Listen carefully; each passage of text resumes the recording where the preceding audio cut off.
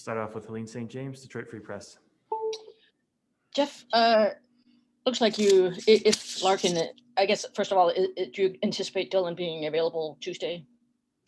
I would use these 2 days to find that out, to be honest with you. So I don't anticipate one way or the other right now. We'll find out as we go through it. So you finished the practice today, so that's a good sign.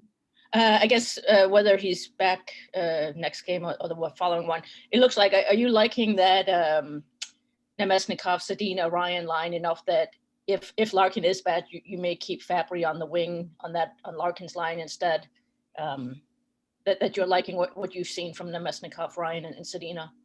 Well, that's one of the things that that I think has happened over the course of this time being Lark's being out is I do think Vladdy's game has been exponentially better at center, and I think Fabs' game has been the same whether it's center or wing. So it allows us potentially to move Fabs to wing and let him play with a Larkin and a Mantha if that's the case. And I think Vladdy's been with Zadina, and he's been with Gagne lots, and some with Bobby Ryan as well. And so we're just just trying to find the right combinations.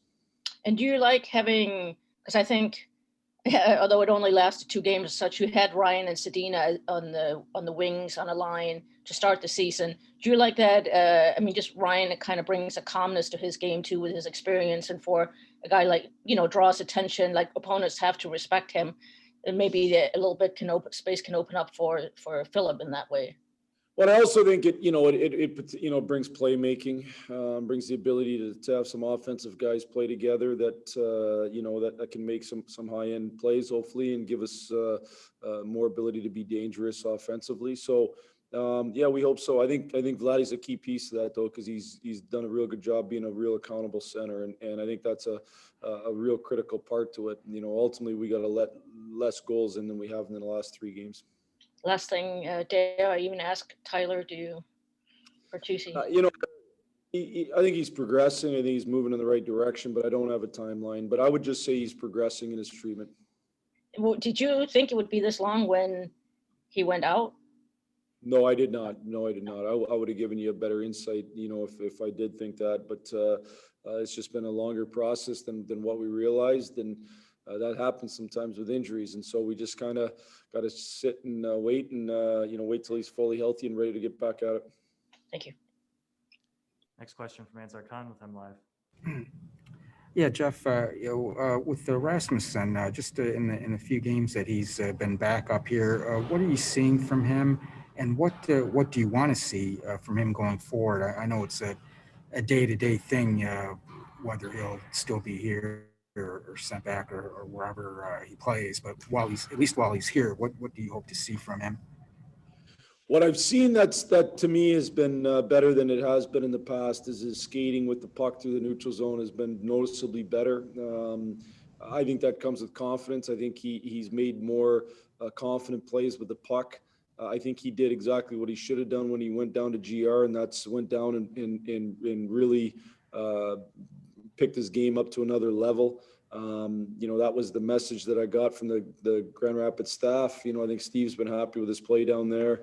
And so now, it gives us a big centerman who can play against other big players who can get to the front of the net against big defensemen like we're going to face here over the next stretch of games. And I think it's a real positive. He's working on his faceoffs. He was better night 2 than night 1. But the biggest noticeable difference for me has been the skating. And also, just this 4-day break here, is it kind of a much needed mid-season break to just kind of reset? And what do you hope to accomplish from this break? 2 things. I think rest, which we got some of the last couple of days. We had a day off in a lift only, which so we stayed off the ice for 2 days. So rest and rejuvenation would be 1, and 2 would be just resetting and solidifying our structure and habits. And so it gives us a chance to do both those 2 things. I think it's great. I think it's something that we needed for sure. And what happens during the season, especially a season like this, is you just kind of keep plugging along, and it's hard to, get yourself reset. So this gives us a chance to reset. Thanks. Next question from Max Boltman with The Athletic.